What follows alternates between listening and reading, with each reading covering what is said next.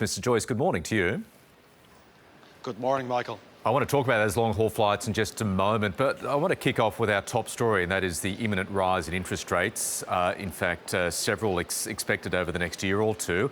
Obviously will dent discretionary household budgets. How much is Qantas concerned about interest rates having a big impact on people's ability to spend on things like flights? Well, Michael, we're seeing some of the most robust travel that we have ever seen in the domestic market and internationally. And there has been a lot of pent-up demand. But what I think people have discovered during COVID is that these personal connections are extremely important, and people want to get out and visit on holidays, visit family or friends, and make those business trips. So we think with interest rates rising, it's built into our forecast going forward. There's still going to be very robust demand for air travel domestically, internationally, and the business is adding capacity to meet that demand. You talked about the Qantas turnaround yesterday, expected to reach profitability again in the 2023 financial year. Lots of demand, as you say, for people to travel after the worst part of the pandemic, hopefully.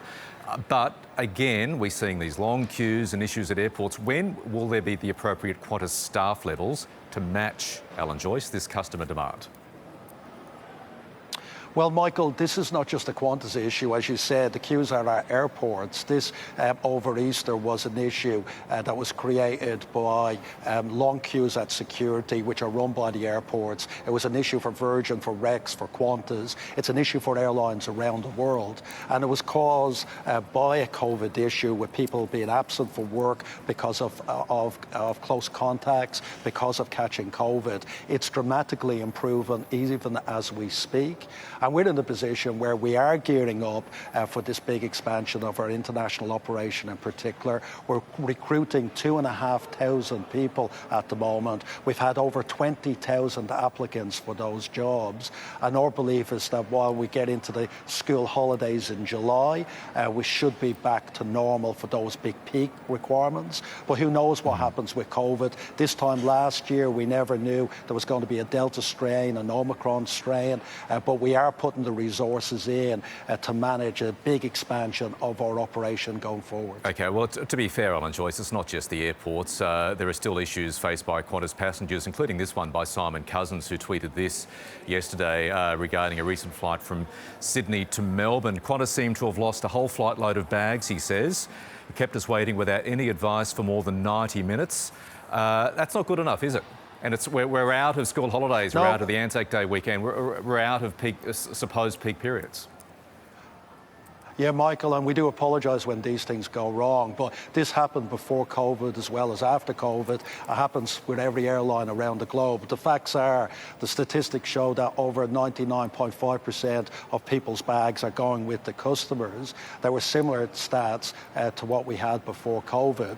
There is some mishandling of bags that take place, again, on every airline on the globe. We apologise when that happens. It's the nature of the industry. It's a huge, complex industry, and things can go wrong at times. Yeah. We aim to be perfect. We aim to get every customer's bag with them. We aim for every flight to be on time. But the nature of the industry are sometimes things go off schedule. Sometimes there are things outside the airline's control, any airline, and the airline has to do its best to recover that situation. Qantas, as we know, sacked 2,000 ground staff in 2000, including baggage handlers. You went for contractors instead. Have you given any thought to rehiring some of these full-time baggage handlers to help prevent some of the issues we're seeing?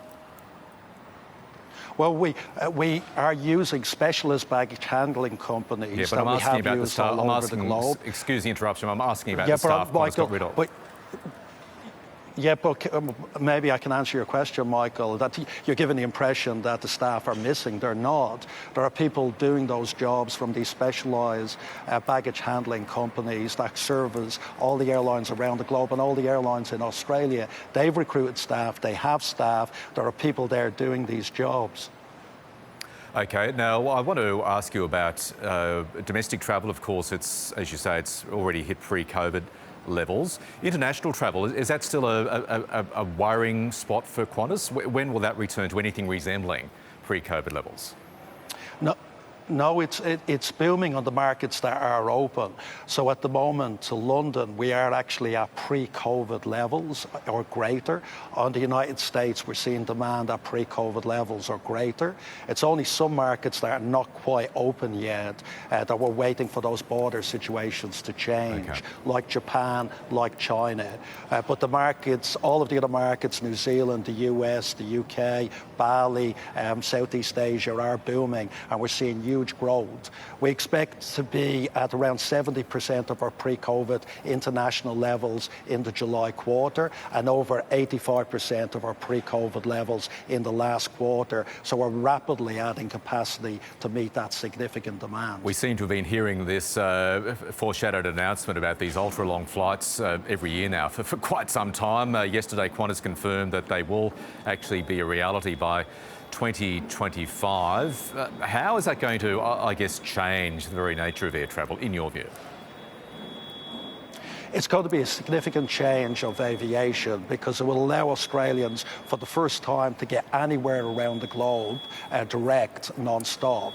We've seen that post-COVID, there's a bigger demand for that happening.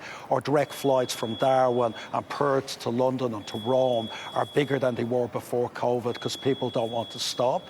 And we're making this the most luxurious aircraft we've ever created. We have 100 seats on less on the same aircraft than our major competitors do, with more space in economy and business in first class.